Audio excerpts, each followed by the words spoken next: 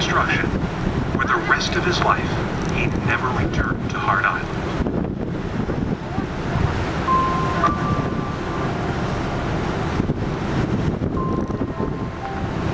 欸，即摆遐搁一个岛足水的哦，敢若风景的啊，你看，欸，哦，就是去即个哦，哦，这爱情故事啊，哦，啊去个足水呢，一个敢若风景落过的呢，哈。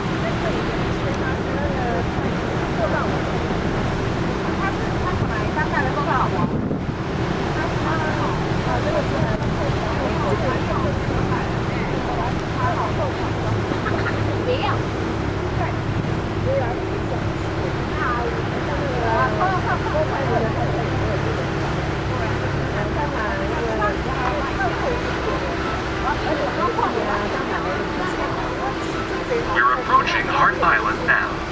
On the end of the island, you'll see a stone powerhouse with a clock tower. The powerhouse held the generators that supplied electricity for the whole island. George Bolt's original plans also called for 15 bells that could be played from an organ up in the castle.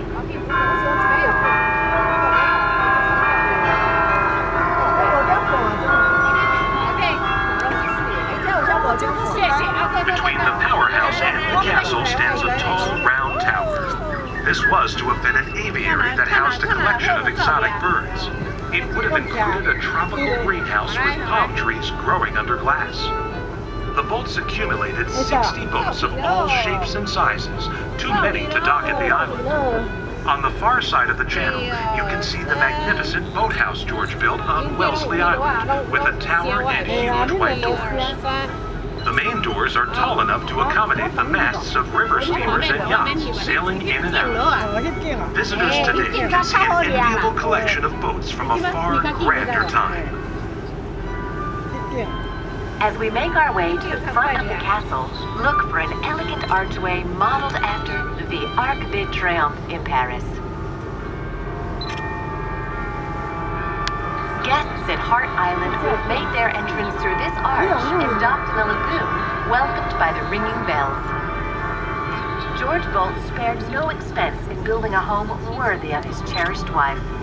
Bolt Castle has 127 rooms, including a soaring marble entranceway and stately ballroom. 100 guests at a time could have dined and danced the night away. The music, laughter, and twinkling lights would have carried across the water to the small hamlet of Alexandria Bay. It was a dream that came so close to reality.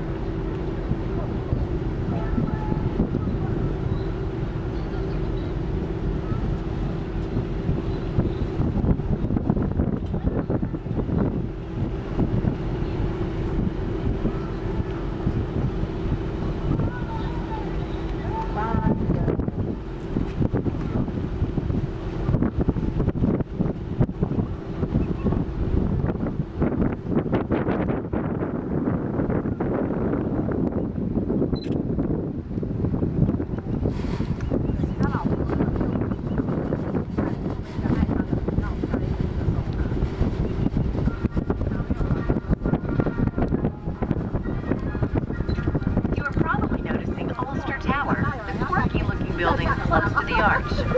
It's also called the Playhouse because this was to have been the domain of the Bolt children, who were named George and Louise after their parents. It includes a theater, a bowling alley, and upstairs apartments for guests. The Bolts stayed here sometimes to watch the construction of their castle, a 6-story edifice with soaring turrets that was the grandest building on the island.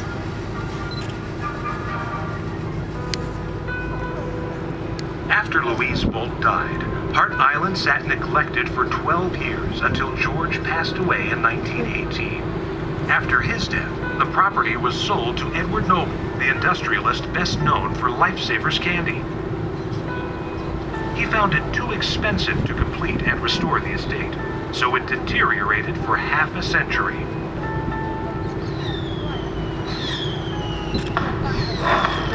The powerhouse burned down in 1939 when stray fireworks set its wooden shingles ablaze. Vandals sprayed graffiti everywhere. Local teenagers came over from the mainland to drink and party in the ruin.